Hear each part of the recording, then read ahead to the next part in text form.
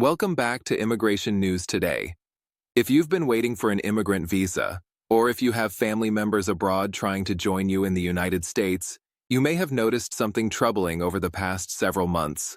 Processing times are getting longer, appointment slots are harder to secure, and the whole system seems to be moving at a slower pace than before. What you're experiencing is real, and today, we need to talk about something that's been happening quietly but significantly across U.S. consulates worldwide. The United States has effectively slowed immigrant visa issuance without implementing an outright ban, and this is affecting thousands of families right now. In this video, I'm going to walk you through exactly what's happening, why it's happening, what the real-world impact is on people like you, and most importantly, what concrete steps you can take right now to protect your case and navigate this challenging environment. Whether you're waiting for a family-based visa, an employment-based green card, or you're helping a loved one through the process, understanding these changes and knowing how to respond could make the difference between months of additional delays and keeping your case moving forward. So stay with me, because by the end of this video, you'll have a clear picture of the current landscape and a practical action plan to follow. Let me start by explaining what we mean when we say immigrant visa issuance has slowed without an official ban. Unlike the travel bans we saw in previous years, which were explicit executive orders or presidential proclamations that banned entry from specific countries or for specific categories of people, what we're seeing now is more subtle but equally impactful. Multiple credible news outlets, including reporting from Reuters and the Associated Press, have documented that U.S. consulates and embassies around the world have reduced the number of visa interview appointments they're scheduling, particularly for immigrant visas. At the same time, administrative processing times have increased dramatically, security clearances are taking longer, and there's been a notable increase in requests for additional documentation and evidence, all of which adds weeks or months to cases that used to move much faster. The Department of State has attributed some of these slowdowns to staffing shortages, increased scrutiny for security purposes, and resource constraints, but the net effect is that fewer immigrant visas are being issued each month compared to previous years, and families are waiting longer to be reunited. Now, why is this happening, and what's driving these changes? There are several factors at play, and it's important to understand them because they help explain why your case might be delayed and what you can realistically expect going forward. First, there have been directives from the current administration, as of February 2026, emphasizing what they call enhanced vetting and security screening for immigrant visa applicants. According to guidance that's been shared with consular officers, there's an increased focus on verifying the legitimacy of family relationships, scrutinizing financial sponsors more carefully, and conducting more thorough background checks, particularly for applicants from certain regions or with certain profiles. This doesn't mean there's a formal ban in place, but it does mean that cases that might have sailed through in the past are now subject to additional layers of review. Second, the State Department's Bureau of Consular Affairs has been dealing with significant staffing challenges. The COVID-19 pandemic created a massive backlog of visa applications that has never been fully resolved. And while domestic USCIS offices have received some additional funding and staff in recent years, consular posts abroad have not seen the same level of investment. Many embassies and consulates are operating with fewer officers than they need to handle the volume of applications they're receiving, and that naturally slows down processing. Third, there's been a policy shift toward prioritizing certain types of cases over others. Non-immigrant visas, particularly tourist and business visas, have generally been prioritized because of their economic impact and because they represent temporary visits rather than permanent immigration. Immigrant visas, especially family-based categories, have often been deprioritized in practice, even though the law entitles qualified applicants to those visas. Finally, there's a broader political context here. Immigration policy in the United States has become increasingly polarized, and there's been ongoing pressure from some quarters to reduce overall immigration numbers, even without changing the law. Slowing down visa processing is one way to achieve that reduction administratively, without having to go through Congress to change the quotas or categories. I want to be clear that this is not an official stated policy, but multiple immigration attorneys and advocacy organizations have documented patterns that suggest a deliberate slowdown in certain categories and at certain posts. So, what does this mean for you in practical terms? If you're a U.S. citizen or lawful permanent resident who has filed a petition for a family member, or if you're the beneficiary of such a petition waiting abroad, you're likely facing longer wait times than you expected based on the visa bulletin priority dates. Even if your priority date is current and you've submitted all your documents to the National Visa Center, you may find that it's taking months to get an interview appointment scheduled. Some applicants are reporting that after their interview, they're being placed in administrative processing, which used to take a few weeks, but is now stretching into several months, or even over a year in some cases. Administrative processing is a catch-all term for additional vetting that the consulate conducts after your interview, and it can involve security checks, verification of documents, requests for additional evidence, or consultation with other U.S. government agencies. The problem is that once you're in administrative processing, there's very little transparency about what's happening, how long it will take, or what you can do to speed it up. For employment-based immigrant visa applicants, particularly those in categories like EB2 and EB3, the slowdowns are also significant. If you're outside the United States and processing through consular processing rather than adjustment of status, you're subject to the same delays in interview scheduling and administrative processing. And even if you're approved, some applicants are finding that it's taking longer to receive the physical visa in their passport and to complete the final steps before they can travel. For diversity visa lottery winners, the situation is especially urgent because you have a limited window to complete your case within the fiscal year you were selected. And if the consulate doesn't schedule your interview in time, or if you get stuck in administrative processing, you could lose your opportunity entirely despite having won the lottery. Let me walk you through some real-world scenarios so you can see how this is playing out. Imagine you're a U.S. citizen who petitioned for your married daughter in the F3 category. Her priority date finally became current after waiting over 15 years.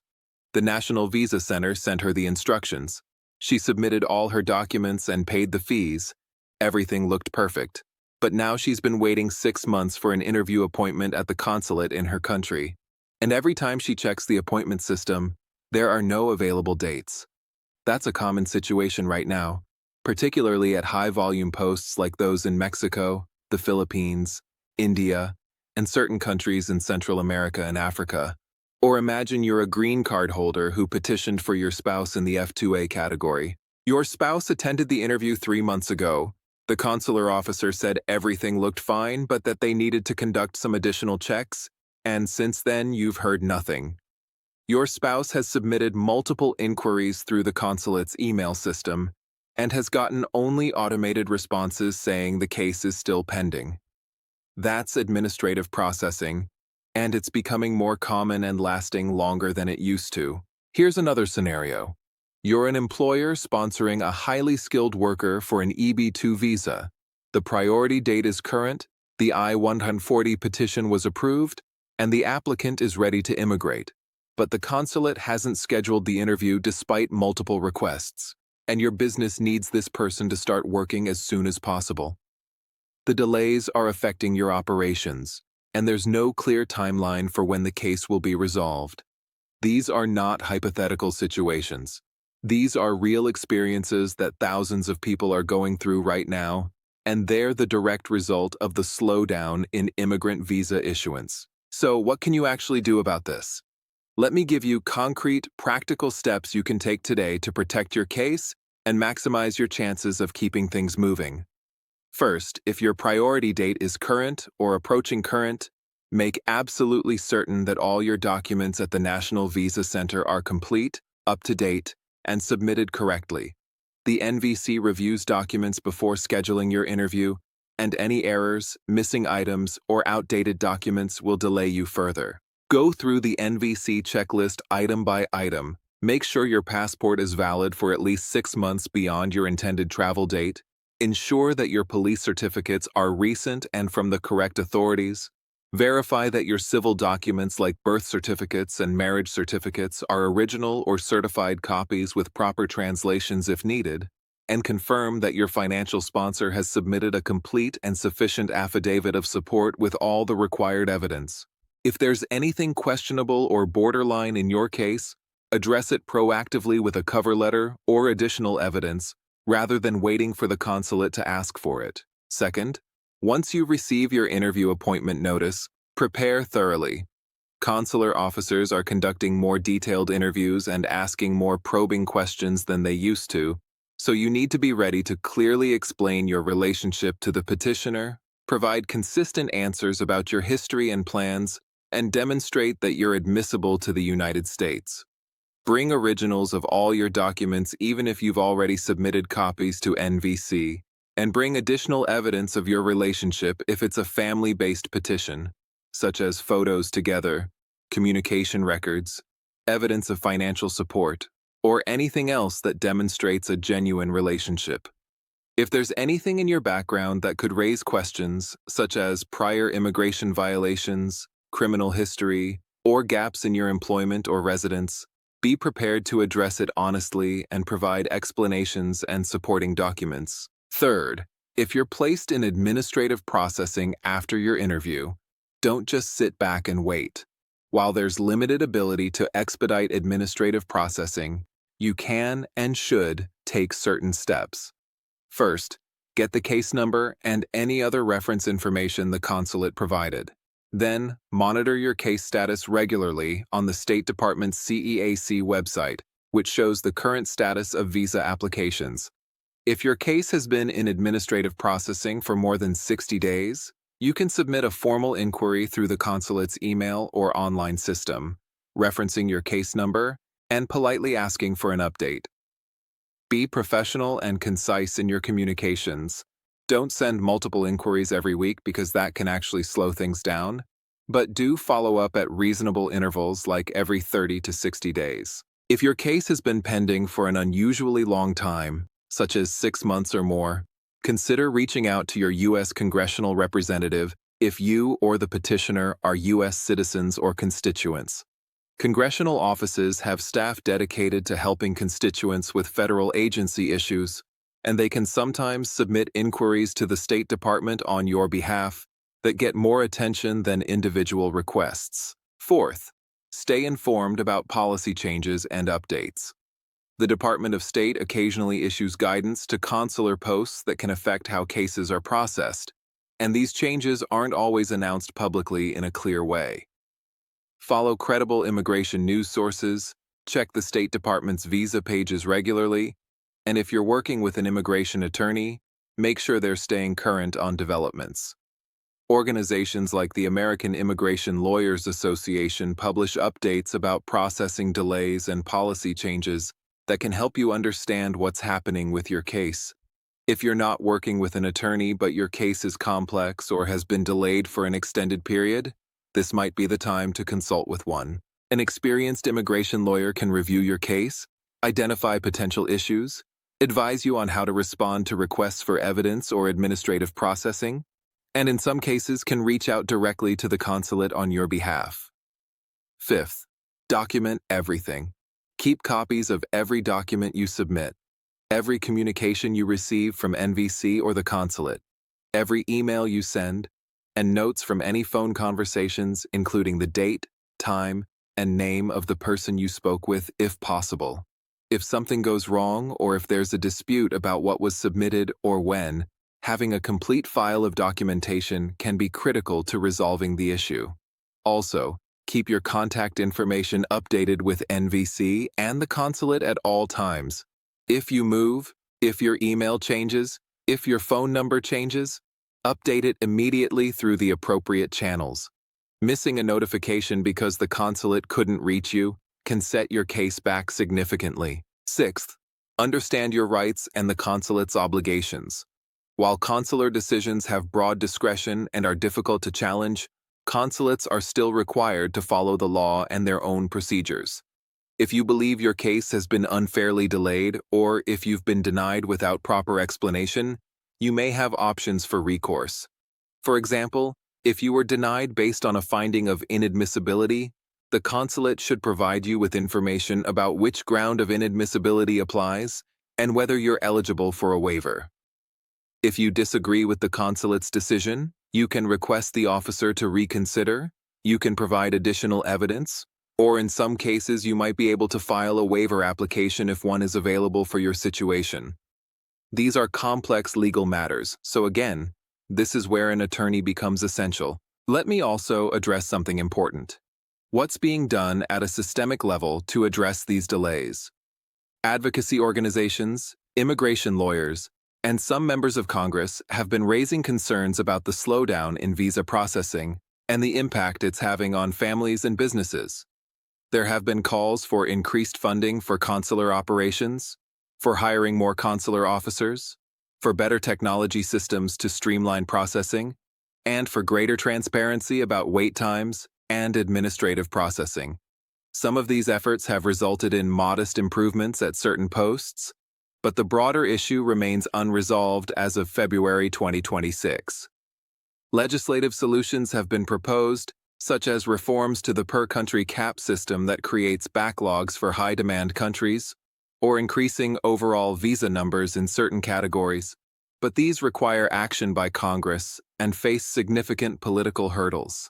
The reality is that in the current political climate, comprehensive immigration reform that would address these systemic issues is unlikely in the near term, so applicants need to navigate the system as it exists today. I also want to talk about the human cost of these delays, because behind every case number and every pending application is a real person or family whose life is on hold. I've worked with parents who haven't seen their children in years, spouses who are separated indefinitely, elderly parents who are aging alone without their families nearby, and workers whose careers are stalled because they can't get their visa approved. The emotional and financial toll is real, and it's important to acknowledge that while we talk about process and paperwork, what we're really talking about is people's lives and dreams. If you're going through this right now, I want you to know that your frustration and anxiety are completely valid, and you're not alone. Thousands of people are in the same situation, and while I can't promise you a quick resolution, I can tell you that persistence and staying informed are your best tools for getting through this. Here's what you need to do right now, today. First, if you have a case pending at NVC or a consulate, log in and check the status immediately. Make sure there are no outstanding requests for documents or fees that you've missed. Second, review your file and ensure every document is complete, current, and correctly submitted. If you're not sure, consult with an attorney. Third, if you're waiting for an interview appointment, check the consulate's appointment system regularly and be ready to book as soon as slots become available, as they can fill up within hours. Fourth, if you're in administrative processing, document when you entered that status, submit a polite inquiry if it's been over 60 days, and consider congressional assistance if it's been over 6 months. Fifth, protect yourself against scams. Unfortunately, when people are desperate for solutions, scammers emerge offering to expedite cases for a fee or guaranteeing results they can't deliver. Only work with licensed attorneys or DOJ-accredited representatives, and be wary of anyone promising shortcuts or insider access. Before I close, I need to give you the important disclaimers. Everything I've shared with you today is based on information available as of February 9, 2026, and immigration policy and practice can change quickly. The experiences and processing times I've described are based on reports from multiple sources and cases we've observed, but your individual situation may be different. Always verify current information on official government websites like the State Department's travel website and the USCIS website, and consult with a qualified immigration attorney for advice specific to your case. Nothing in this video constitutes legal advice, and it's not a substitute for professional guidance from a licensed attorney who can review your particular circumstances and give you personalized recommendations. Immigration law is complex, consular processing is unpredictable, and every case has unique factors that may affect the outcome. If this video helped you understand what's happening with immigrant visa processing and gave you practical steps to take, Please hit the like button and share it with anyone you know who's navigating the immigration system right now.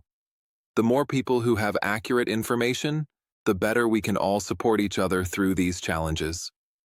And if you haven't subscribed to Immigration News Today yet, please do that now and turn on notifications so you don't miss our ongoing coverage of visa processing updates, policy changes, and immigration news that affects you and your family.